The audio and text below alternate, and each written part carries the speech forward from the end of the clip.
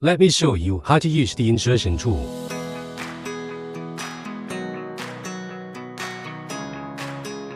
The one side is a hook and the another side is a tool to take the module off.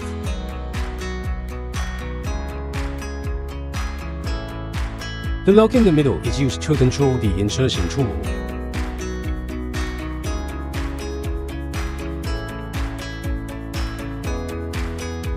The buckle also can control the tool.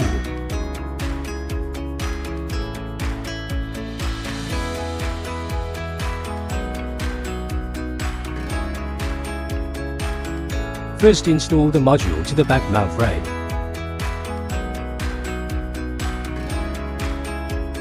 Next, insert the wire into the groove of the module. Then use the insertion tool to fix the wires and cut the extra wires.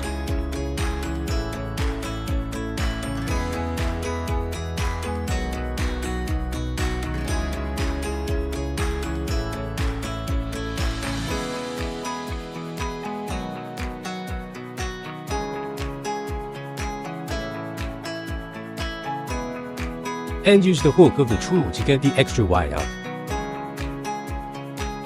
Finally, confirm that the wires are firmly fixed.